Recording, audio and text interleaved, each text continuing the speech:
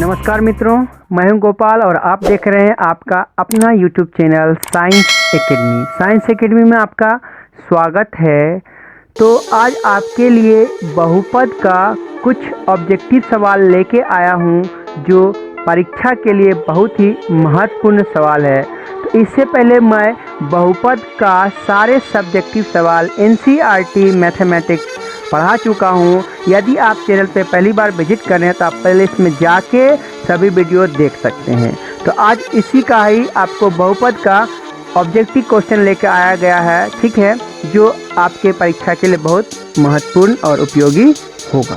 ठीक है, तो चलते हैं आज के सवाल नंबर 1 पे। तो जैसा कि आपका चैप्टर का नाम है बहुपद, और इस बहुपद से आपको कुछ अच्छे सवाल कराए जाएंगे जो निश्चित रूप से परीक्षा में आने की गारंटी होगी। ठीक है, तो चलते हैं आज का सवाल नंबर 1। सवाल नंबर 1 है निम्नलिखित में कौन बहुपद नहीं है। ठीक है, ऑप्शन आप ए देखेंगे -7, ऑप्शन बी देखेंगे y² -√2, ऑप्शन सी आपका है 3√x + 2x + 7, और ऑप्शन डी आपका जो है वह है 4x² - 3x + 7। ठीक है, तो आप देख रहे हैं सवाल नंबर 1 आपका क्या है। सवाल नंबर 1 है, ठीक है, और ध्यान से देखिए, ऑब्जेक्टिव सवाल है, ऑब्जेक्टिव तरीके से सीखना है आपको। ठीक है, तो क्वेश्चन है कि निम्नलिखित में से कौन सा बहुपद नहीं है। तो इससे पहले आपको जानना पड़ेगा कि कौन सा बहुपद है, तभी ना आप जान पाइएगा कौन सा बहुपद नहीं है। तो यदि आप बहुपद का चैप्टर नहीं देखें तो आप प्लेलिस्ट में जाके देख सकते हैं। मैं आपको अभी बता देता हूँ। बहुपद ऐसा व्यंजक होता है जिसमें एक चर होता है और उस चर का जो घात होता है हमेशा क्या होता है, पॉजिटिव होता है। ठीक है, और ख़ास करके आपको ध्यान दिलाने के लिए कि वह नेगेटिव नहीं होना चाहिए और फ्रैक्शन में भी नहीं होना चाहिए, यानी कि नेगेटिव और फ्रैक्शन हो जाएगा तो वह व्यंजक बहुपद नहीं होगा। ठीक है, तो आप देखते हैं कि यह क्या है -7, यह भी एक व्यंजक है, इसमें चर छुपा हुआ है। ठीक है, यदि आप इसको लिख सकते हैं -7 × x⁻0, देखिए x है ना, इसमें चर आपका मन है हुआ, तो इसमें चर छुपा हुआ, इसका मतलब यह भी बहुपद है। उसने क्या पूछा, बहुपद नहीं है, तो हाँ वाला नहीं होगा आंसर, इसमें नहीं वाला आंसर ढूंढना है। तो यह इस सवाल का आंसर नहीं हो सकता है। फिर इसमें देखिए इसका चर y है, y पर पावर क्या है, पॉजिटिव है 2, तो यह भी इसका आंसर नहीं हो सकता है। फिर इसको देखते हैं, इसमें x⁻2 है, यह भी पॉजिटिव है, यह भी आंसर नहीं है। इसमें देखिए x इसका चर है, x पर पावर जो है वह क्या हाफ, x पर रूट है, इसका मतलब वह x⁻½ आपको अभी तुरंत मैंने बताया है कि दिए गए व्यंजक में उसके चर पे जो पावर होना चाहिए, घात होना चाहिए, वह फ्रैक्शन में नहीं होना, माने कि बटा में नहीं होना चाहिए। तो बटा में हो जाएगा तो बहुपद नहीं होगा, तो यह बटा में, इसलिए इस सवाल का आंसर ये हुआ, नहीं वाला पूछा। ठीक है, तो आप समझ गए हैं। चलते हैं अगले सवाल पे। ठीक है, फिर से आपका सवाल जो अगला है वह भी 2 नंबर, और वह भी ऐसा ही सवाल है, सिर्फ इसका ऑप्शन चेंज करते हैं। ठीक है, सवाल यही है, निम्नलिखित में से कौन सा बहुपद नहीं है। तो आपका क्या है, ए में है √5x² - 3√2x और +4। बी में आपका है x + 1/x। सी में आपका है 1/4x³ - 3x² + 1/√3x + 2। डी में आपका क्या है 3x² - 4x + √5। ठीक है, तो आप देखिए सवाल नंबर 2, फिर से सवाल नंबर 2 क्या है, निम्नलिखित में से कौन बहुपद नहीं है। यानी कि 1 नंबर जो सवाल था सेम वैसा ही सवाल है, आपको 3-4 एक टाइप का सवाल बताया जाएगा ताकि आप अच्छी तरह से सीख पाएँ। ठीक है, तो देखिए इसमें भी बहुपद नहीं ढूंढना है, तो बहुपद नहीं ढूंढने के लिए आपको देखना पड़ता है दिए गए व्यंजक में जो चर है उसका घात देखिए, यदि पॉजिटिव है तो वह बहुपद होगा, निगेटिव और फ्रैक्शन होगा तो बहुपद नहीं होगा। तो आपको नहीं वाला ढूंढना है। तो देखिए इसमें चर x है, इसमें पॉजिटिव, यहाँ भी पॉजिटिव, यह इसका आंसर नहीं हुआ क्योंकि बहुपद हाँ बोलता तब आंसर होता है, ठीक है। इसमें देखिए यहाँ भी पॉजिटिव, यहाँ भी पॉजिटिव, साथ जगह पॉजिटिव, यह आंसर नहीं होगा। इसमें यहाँ पॉजिटिव, यह आंसर नहीं होगा। तो इसमें देखिए यहाँ पॉजिटिव है लेकिन यहाँ निगेटिव, क्योंकि 1/x का मतलब हुआ x पावर माइनस। इस सवाल को आप ऐसे भी लिख सकते हैं x प्लस x पावर -1, ये दोनों एक ही है। देखिए x पर पावर कितना है -1 है, तो निगेटिव आ गया, जिसमें भी निगेटिव आएगा या फ्रैक्शन आएगा वो बहुपद नहीं होगा, वही तो ढूंढना है। इस सवाल का आंसर क्या हो गया, ठीक है। चलते हैं अगले सवाल, सवाल नंबर 3। सवाल नंबर 3 भी आपका यही है, कौन बहुपद नहीं है। सवाल नंबर 3, निम्नलिखित में से कौन बहुपद नहीं है। तो फिर से आपको देखते हैं ऑप्शन क्या है। इस बार ऑप्शन है 2/3x + 1, 2 - x²। अगला इसमें C है x³ और डी ऑप्शन है 1/x - 1, ठीक है। तो सवाल नंबर 3 आप देख रहे हैं। सवाल नंबर 3 क्या है, वह भी है निम्नलिखित में से कौन बहुपद नहीं है। तो फिर से आपको ढूंढना है कि दिए गए व्यंजक में किसका जो चर है उसका घात निगेटिव या फ्रैक्शन होना चाहिए। तो इसमें चर का घात निगेटिव नहीं है या फ्रैक्शन नहीं है, तो यह बहुपद है, नहीं वाला ढूंढना, इसलिए आंसर नहीं है। इसमें भी आंसर नहीं है, इसमें भी आंसर नहीं है, बच गया इसमें। तो नीचे में है, नीचे का मतलब पावर होता है, तो ऐसा जो भी दिखे यानी कि सीधा सीधा दिखेगा तो वह बहुपद होता है। अगर थोड़ा सा भी उल्टा पुल्टा मतलब नीचे दिखता है वह क्या होता है, वह होता है बहुपद नहीं। तो इस सवाल का आंसर हो गया डी, ठीक है। चलते हैं सवाल नंबर 4 पे। सवाल नंबर 4, फिर से सवाल नंबर 4, निम्नलिखित में से कौन बहुपद नहीं है। इस बार है 5/3x + 1, इसके बाद है x⁴, फिर इसके बाद है x⁴ और नहीं सॉरी x⁴, इसके बाद है 1/x + 1 और यहाँ पर है 2, ठीक है। तो सवाल नंबर 4 में भी देखिए आपको क्या दिखाया गया है कि निम्नलिखित में से कौन बहुपद नहीं है। तो बहुपद नहीं होने के लिए आप जान ही चुके हैं, बार बार आपको एक जैसा सवाल बताया जा रहा है। तो देखिए क्या बोल रहा है, x पर पावर आपको देखना है, यानी चर पर पावर इसमें पॉजिटिव है, बहुपद नहीं पूछ रहा। तो ये तो हाँ है, तो हाँ तो नहीं ढूंढना, इसलिए गलत हो गया। इस पर भी पॉजिटिव है तो गलत हो गया। इस पे आप देख रहे हैं कोई संख्या इसमें, तो x⁴ होगा, ठीक है, 0 हो सकता है, निगेटिव नहीं होना चाहिए। यह भी बहुपद हाँ हुआ, नहीं वाला ढूंढना था तो नीचे वाला। और ऐसे सवाल को आप एकदम ध्यान में बैठा लीजिए, जो भी बटा में चर आ गया, नीचे में आपको कोई चर आ गया, आप उसको आंख बंद करके आंसर लगा दीजिए, ठीक है। तो आंसर क्या हो गया, सी हो गया, ठीक है। बहुपद नहीं कहे तब, ऐसा नहीं बहुपद हाँ कहेगा तब आपको ध्यान से देखना पड़ेगा। जो बहुपद नहीं कहे तो नीचे में आया आंख बंद करके लगा दीजिए, ठीक है। चलते हैं अगले सवाल पे। अगला सवाल नंबर 5, यह सवाल आपका बदला हुआ है। सवाल नंबर 5 आपका क्या है, त्रिघात बहुपद। तो आप देख रहे हैं सवाल नंबर 5। सवाल नंबर 5 क्या बोल रहा है कि त्रिघात बहुपद का व्यापक रूप है। तो आप जान लीजिए, इस सवाल को बनाने से पहले आप बहुपद का वीडियो नहीं देखें तो देख लीजिए। उसमें आपको 3 टाइप का पढ़ाया गया है। एक पढ़ाया गया है रैखिक बहुपद, दूसरा द्विघात बहुपद, तीसरा त्रिघात बहुपद, ठीक है। तो रैखिक बहुपद, द्विघात बहुपद, त्रिघात बहुपद, इसमें सभी ऑप्शन उपलब्ध है, ठीक है। आप एक बार देख लीजिए इसको, रैखिक बहुपद, ठीक है।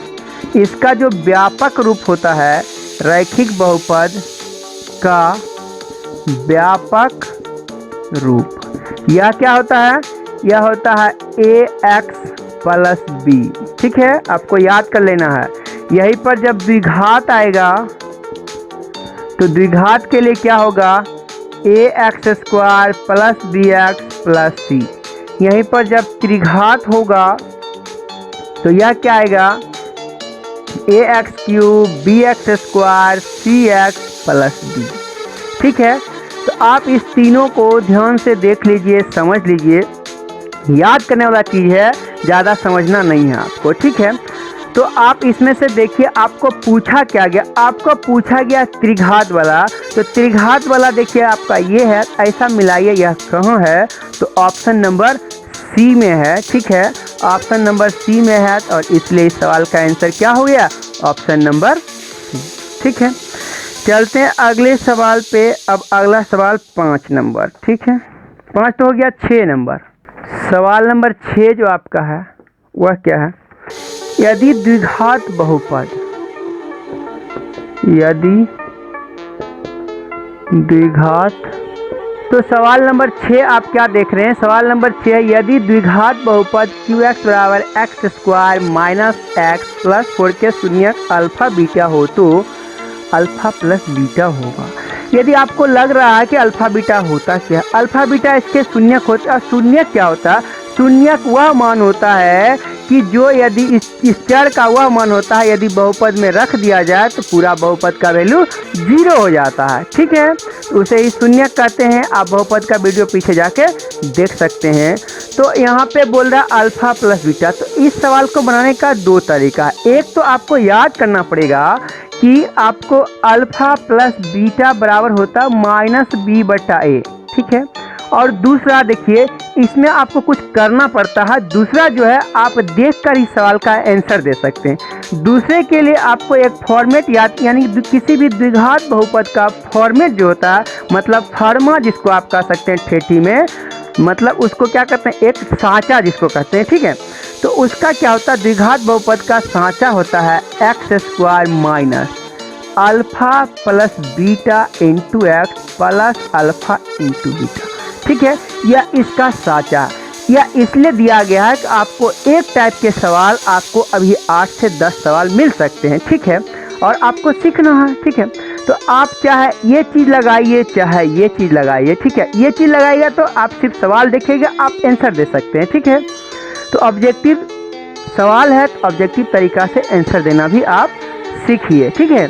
तो आप देखिए ऐसे यदि बनाइएगा तो आपको देखना पड़ेगा इसमें से, देखिए शुरू वाला होता है ए, फिर होता है बी, फिर होता है सी, क्योंकि आपको फॉर्मेट बताया गया था कि होता है A X square plus B X plus C. तो यही एक व्यापक रूप है, एक ये फॉर्मेट है, ठीक है। शून्यक के साथ ये फॉर्मेट है और जनरली फॉर्मेट ये है व्यापक रूप। तो आप इससे कंपैरिजन कर सकते हैं कि एक्स स्क्वायर के बगल में होता है ए, एक्स के बगल में होता है बी, और जो अकेला होता है वो होता है सी, उसको अचर पद बोलते हैं, ठीक है। तो आप यहाँ से लिख सकते हैं माइनस, यहाँ पे फॉर्मूला ये आपको याद करना पड़ेगा। अब बी का वैल्यू, तो बी इसके बगल वाला एक्स के बगल में जब कुछ नहीं रहता है तो वहाँ पे 1 रहता है, और माइनस साथ में होगा तो वह -1 होगा।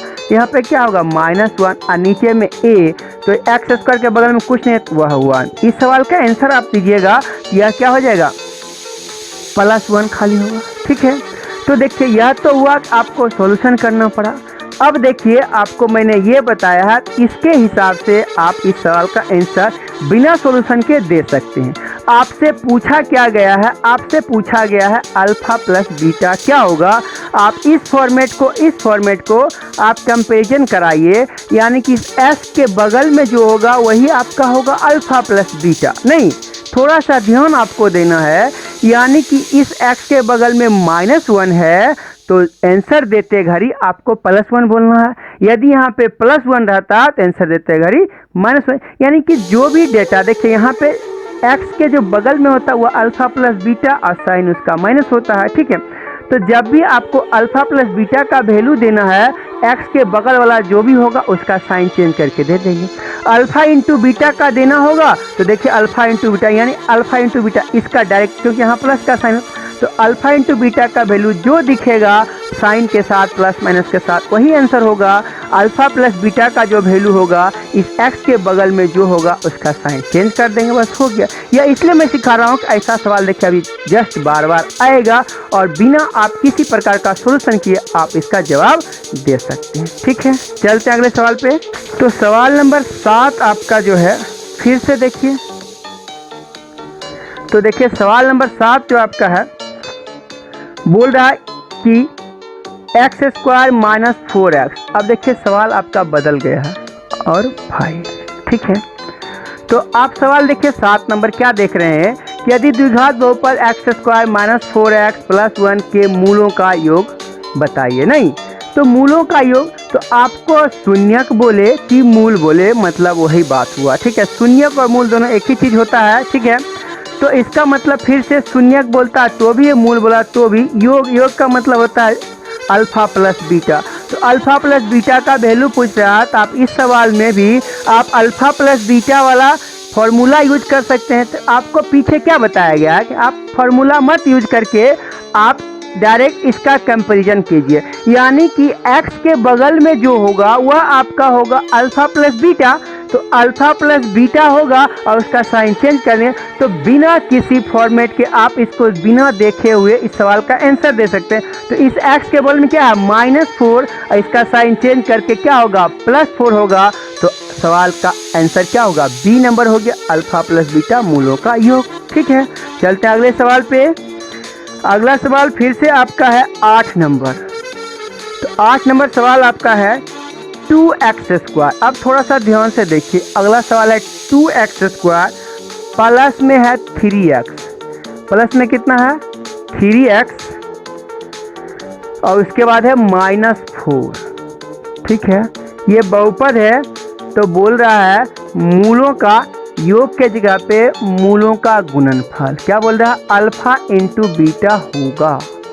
ठीक है, ऑप्शन आपका दिया गया है -4, अगला है आपका -3/2, अगला है -2 और उसके बाद क्या है -4/3।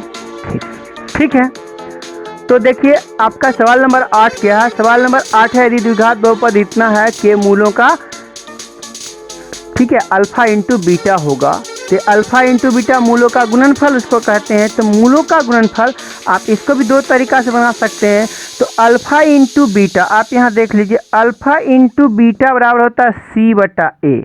तो c का मतलब हुआ ये और a का मतलब हुआ a। ठीक है, तो c का वैल्यू कितना है -4 और a का वैल्यू कितना है 2। इसको कटा दीजिए, आएगा -2। ठीक है, तो आप इसमें बोल सकते हैं इस सवाल का आंसर क्या है -2, ऑप्शन नंबर सी। नहीं तो दूसरा तरीका आप लगाना चाहते हैं जो कि आपको बोले कोई हल भी नहीं करना पड़ेगा, तो आप इससे कंपैरिजन कराइए। नहीं तो यहाँ पर आप देख रहे हैं कि यहाँ पे शुरू में क्या है x² है और x के बगल में अल्फा प्लस बीटा, जो एक्स्ट्रा बचता हुआ होता अल्फा इंटू बीटा। तो यहाँ पर जो होगा वह होगा अल्फा इंटू बीटा। तो आप थोड़ा सा कन्फ्यूजन में पड़ रहे हैं कि यहाँ पर तो आप बोल रहे हैं -4 लेकिन आंसर आया है -2। तो आप इस ध्यान से देखिए, यहाँ पर जो आप फॉर्मेट देते हैं x के बगल में कुछ नहीं होता, तो इस सवाल में भी x के बगल में यहाँ पे कुछ नहीं होना चाहिए। कुछ नहीं होगा तब ना सही होगा। तो आप इस कुछ नहीं के मतलब इस 2 को आप हटाना चाहते हैं, तो 2 को हटाने का मतलब यहाँ भी 2 से, यहाँ भी 2 से, यहाँ भी 2 से भाग दीजिए, तब देखिए ये 2 हट जाएगा। तो यहाँ बच जाएगा 3/2। देखिए अब नया सवाल आपका बन गया कि x² प्लस 3/2x और -2। तो अब देखिए आपको इस फॉर्मेट में सेट कर गया होगा। यहाँ पर जो है वह आपका अल्फा इंटू बीटा है, यहाँ पर जो है अल्फा प्लस बीटा है, तो -2 आ गया। ठीक है, चलते अगले सवाल पे। सवाल नंबर 9 आपका है px बराबर 4x³ माइनस 5x²। तो सवाल नंबर 9 आप देखिए, px बराबर है 4x³ minus 5x² plus 3x plus 7 है। तो alpha into beta into gamma, यानी कि मूलों का गुणनफल पूछ रहा। तो देखिए इसमें बहुपद है त्रिघात, इसलिए इसका मूल भी होगा 3 गो। बहुपद होता है द्विघात, इसका मूल होता है 2 गो, अल्फा और बीटा। त्रिघात है तो अल्फा बीटा गामा। तो आप इसका फॉर्मूला जान सकते हैं, याद कर लीजिए कि alpha into beta into gamma क्या होता है। त्रिघात बहुपद के लिए alpha into beta into gamma बराबर होता है -d/a। ठीक है, तो d का वैल्यू ये हुआ a, ये हुआ b, ये हुआ c, ये हुआ d। ठीक है, तो लास्ट वाला होता है d, तो माइनस और d का वैल्यू है 7, a का वैल्यू होता है ये शुरू वाला 4, यानी कि -7/4 इस सवाल का आंसर है, ऑप्शन नंबर ए। ठीक है, समझ गए हैं। चलते हैं अगले सवाल पे, सवाल नंबर 10। तो सवाल नंबर 10 आपका क्या है? सवाल नंबर 10 है एक्स स्क्वायर माइनस 2x। तो आप देख रहे हैं सवाल नंबर 10 क्या है। सवाल नंबर 10 बोल रहा है कि पी एक्स बराबर x square minus 2x plus 5 है तो अल्फा प्लस बीटा होगा। ठीक है, इसको लैंग्वेज में लिख सकता है कि मूलों का योग क्या होगा। ठीक है, तो अल्फा प्लस बीटा आपको तुरंत पता है पिछले सवाल में, इस एक्स के बगल में जो होता वही होता अल्फा प्लस बीटा, सिर्फ उसका साइन चेंज करना होता। तो एक्स के बगल में 2 और माइनस है तो माइनस को चेंज करेंगे तो प्लस में आएगा, इसलिए +2 इस सवाल का आंसर है। बात खत्म। चलिए 10 नंबर हो गया। चलिए 11 नंबर फिर से आपका सवाल है। 11 नंबर सवाल क्या है? फिर से x square plus 7x, x square plus 7x plus 10 है तो अल्फा इंटू बीटा बोल रहा है। इस बार अल्फा इंटू बीटा, तो अल्फा इंटू बीटा बोल रहा है। ऑप्शन आपका है 10 -10, 1/10 और 7/10। ठीक है, तो फिर से सवाल नंबर 11 आपका है कि पी एक्स बराबर x square plus 7x plus 10 है तो अल्फा इंटू बीटा क्या हुआ, माने मूलों का गुणनफल क्या होगा। तो आप जान रहे, आप द्विघात बहुपद का फॉर्मेट पढ़े हुए हैं, अभी जस्ट आपने पढ़ा है। क्या पढ़ा है? X square minus alpha plus beta into x plus alpha into beta. तो देखिए अल्फा प्लस बीटा पूछता है एक्स के बगल में, अल्फा इंटू बीटा पूछता है तो लास्ट में जो होता है, तो लास्ट में क्या है आपका ये है, तो क्या है प्लस के साथ 10 है तो इंटू वाला जो होता है अल्फा इंटू बीटा, जो साइन क्वेश्चन में रहेगा छपा हुआ यहाँ पर वही का वही होगा, तो +10 ऑप्शन नंबर ए होगा। ठीक है, अगला सवाल 12। फिर से सवाल नंबर 12 जो है वह भी देखिए सेम सवाल है, एक्स स्क्वायर माइनस 2x और -6, यहाँ क्या है -6 है तो फिर से पूछ रहा अल्फा इंटू बीटा होगा। ऑप्शन ए है 6, ऑप्शन बी है -6, यहाँ पर है 2 और यहाँ पर है -2। तो सवाल नंबर 12 क्या है वह भी आप देखिए, सेम सवाल है जो अभी आप पिछले देखे थे। आपको अल्फा इंटू बीटा देखना था, यहाँ देखिए अल्फा इंटू बीटा मतलब लास्ट वाला होता है। लास्ट वाला क्या है? -6, ऑप्शन इसका क्या हो जाएगा? बी हो जाएगा। ठीक है, सवाल नंबर 13 बहुपद। सवाल नंबर 13 आपका क्या हुआ देखिए, सवाल नंबर 13 बोला है कि बहुपद इतना के शून्यकों का योग, शून्यकों का योग का मतलब होता है अल्फा प्लस बीटा। तो आपको पीछे बताएगा अल्फा प्लस बीटा का मतलब होता है एक्स के बगल वाला और उसका साइन खाली चेंज करना होता है। एक्स के बगल वाला क्या है? -5 और उसका होगा +5। ऑप्शन नंबर कहाँ है? डी है। बात खत्म, ज़्यादा आपको दिमाग नहीं लगाना। और परीक्षा में ये सवाल निश्चित रूप से आने ही आने हैं, आप गांठ बांध के रख लिए, 100% की गारंटी है। ठीक है, सवाल नंबर 14। ठीक है, सवाल नंबर 14 क्या है?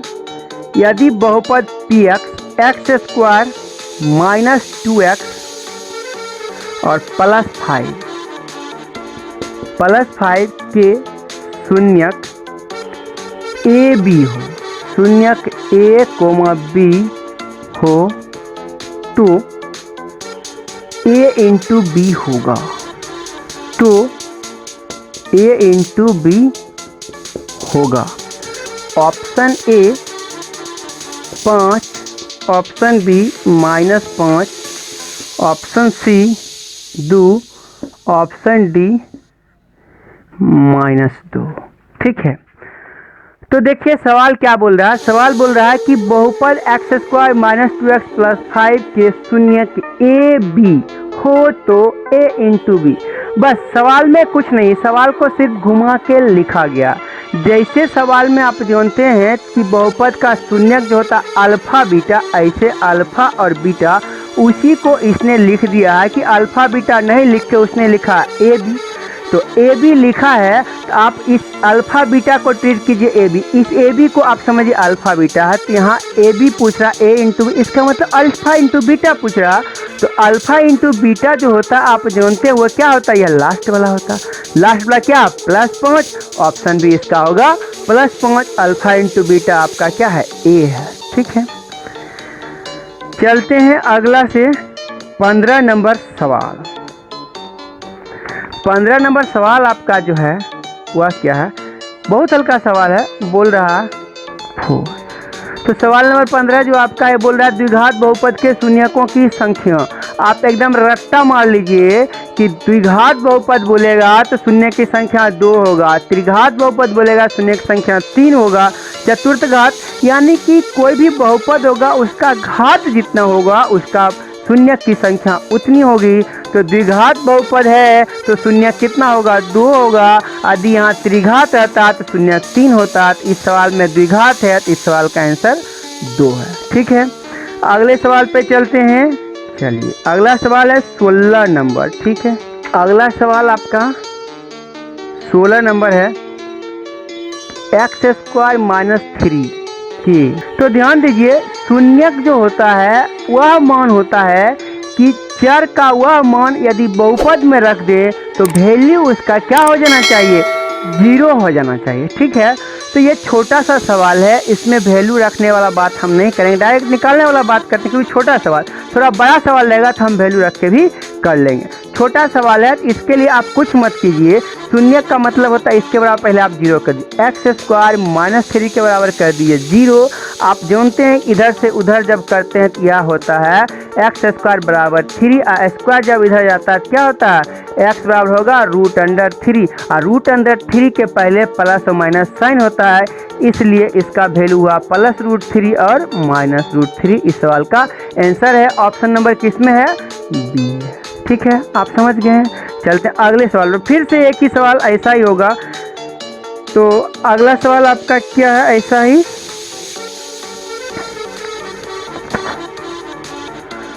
सवाल नंबर 16 हो गया। सवाल नंबर 17 देखते हैं। ठीक है, तो 17 नंबर सवाल जो आपका है वह क्या है, x² - 5x + 6। ठीक है, चलिए x² - 5x। तो आप जानते हैं, आपको बता रहा हूँ मैं बार बार कि ऑब्जेक्टिव सवाल है, ऑब्जेक्टिव तरीके से आपको बताना है। ठीक है, तो ये जो 2 शून्यक है तो इसके शून्यक यह एक अल्फा है और एक बीटा है। तो आप जानते हैं कि सवाल का जो फॉर्मेट होता है वह क्या होता है, वह होता है x² - alpha + beta × x + alpha × beta. तो देखिए ये अल्फा बीटा है, आप चाहे इसको चेक करा लीजिए चाहे इसको चेक करा लीजिए। कभी कभी ऐसा होगा कि दो ऑप्शन होगा तो दोनों आपको चेक करना होगा। तो देखिए आप इसको यानी कि अल्फा इंटू बीटा का वैल्यू आपको कितना 6 है, नहीं तो देखिए इसको गुना कराइएगा 6 नहीं आएगा तो ये आंसर नहीं होगा। इसको गुना कराइएगा तो 6 नहीं आएगा, आंसर नहीं होगा। अब बच गया ये दोनों, इस दोनों में से इसको जब गुना कराते हैं तो भी 6 आता है, इसको गुना कराते हैं तो भी 6 आता है, तो दोनों तो आंसर होगा नहीं, आपको किसी एक आंसर होगा। तो अब अल्फा प्लस बीटा का वैल्यू देखिए, आप देखिए यहाँ पर इस दोनों को जब जोड़िएगा तो यह क्या आएगा -5, और जब यहाँ रख दीजिएगा -5 तो हो जाएगा +5, जबकि यहाँ आना चाहिए -5, इसलिए इसको जब रखिएगा तो यह होगा +5, इसमें जब रख दीजिएगा तो आपको कितना आ जाएगा -5। ठीक है, यानी कि सवाल का आंसर क्या हुआ, ठीक है, समझ में आ गया है। चलते हैं अगले सवाल पे। सवाल नंबर अब क्या होगा 18, फिर से है x² - 3x। तो 18 सवाल वैसा है x² - 3x और -4 के शून्यक हैं। तो ऑप्शन तो एक शून्यक इस बार बोल रहा के शून्य, ऑप्शन 2 है, ए में, बी में 4 है, सी में 0 है और डी में 3। ठीक है, तो देखिए इस बार उसने क्या किया है, ऑप्शन जो दिया है सिर्फ एक ही ऑप्शन दिया, तो एक ही ऑप्शन से आप चेक नहीं कर पाइएगा कि अल्फा प्लस बीटा क्या होगा, अल्फा इंटू बीटा क्या होगा। तो आपको एक बात बताया गया कि शून्यक क्या होता है, शून्यक जो होता है कि वह मान यदि इस बहुपद में रख दिया जाए तो पूरा बहुपद हो जाना चाहिए 0। ठीक है, तो अब आप ऑप्शन से रखिए, यदि 0 हो जाएगा तो सवाल का आंसर वही होगा। ठीक है, तो सवाल का आंसर वही होगा। सबसे पहले देखिए ये 0 तो नहीं हुआ, क्योंकि आप जानते हैं अल्फा इंटू बीटा का वैल्यू यहाँ है alpha plus beta, alpha into beta. तो यदि एक ये अल्फा या बीटा होगा, दूसरा कुछ भी होगा तो 0 हो जाएगा, तो ये नहीं होगा, ये नहीं हो सकता। फिर देखिए अल्फा इंटू बीटा का जो वैल्यू है वह 4 है, तो 3 भी नहीं हो सकता। माने ये 3 है, इसके गुना हम कुछ भी रखेंगे तो 4 नहीं आएगा, तो यह भी नहीं हो सकता। बच गया आपका 4 और 2। ठीक है, 4 और 2 में आप चेक कर सकते हैं रख के। ठीक है, तो 2 इसमें रखते हैं, इसमें रखेगा तो 2 का स्क्वायर माइनस 3 गुना 2 और माइनस 4, तो 2 का स्क्वायर हुआ 4 माइनस 6 और माइनस 4। ठीक है, तो यह 0 नहीं आ रहा, तो 4 में नहीं आ रहा, तो ये आंसर नहीं है। बच गया ये, यही इसका आंसर होगा। मैं आपको रख के दिखाता हूँ। 4 का स्क्वायर 16 माइनस 12 फिर माइनस 4। देखिए 16 में 16 गया 0, ऑप्शन नंबर क्या हो गया? बी सवाल का आंसर है। अगला सवाल आपका है 19 नंबर। फिर से 19 नंबर सवाल आपका है, वह क्या है? X square plus 2x, x square plus 2x plus 1 के शून्यक होंगे। इस बार ऑप्शन आपको जो दिया गया है वह देखते हैं, वह है 1 और 1, दूसरा है -1 -1, तीसरा है 2 2 और चौथा आपका है -2 और -2। ठीक है, देखिए ऐसा सवाल पीछे आप बना चुके हैं। एक अल्फा एक बीटा है, एक अल्फा एक बीटा है, तो आप जान रहे यह जो होता है अल्फा इंटू बीटा, तो इसको गुना करेंगे तो यह आंसर हो सकता है, इसको यह आंसर, ये कभी आंसर नहीं हो सकता क्योंकि अल्फा इंटू बीटा का वैल्यू 4 आ जाएगा, तो यहाँ तो 4 है नहीं। अब इस दोनों में आपको देखना पड़ेगा।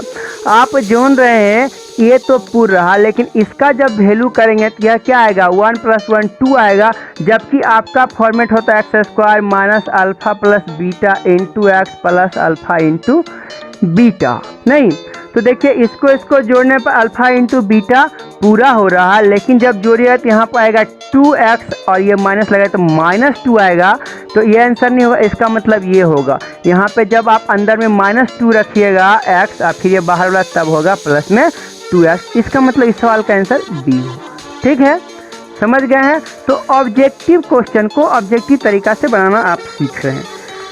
सवाल नंबर 20, बहुत हल्का सवाल। सवाल नंबर 20 क्या है? सवाल नंबर 20 क्या है? 2 - x², ठीक है, 2 - x² प्लस x³ में x² का गुणांक बताइए। तो गुणांक का मतलब होता क्या? गुणांक का मतलब जिसका नाम बोला उसके बगल वाला। ठीक है, तो उसने बोला x² के बगल में क्या? कुछ नहीं रहता, 1 और -7 में रहता, तो इसका मतलब -1। ऑप्शन नंबर बी इस सवाल का आंसर है। ठीक है, तो आशा करते हैं आप अच्छी तरह से सीख रहे होंगे। तो आज के लिए बस इतना ही, फिर से मिलते हैं अगले वीडियो में। तब तक के लिए नमस्कार, बाय।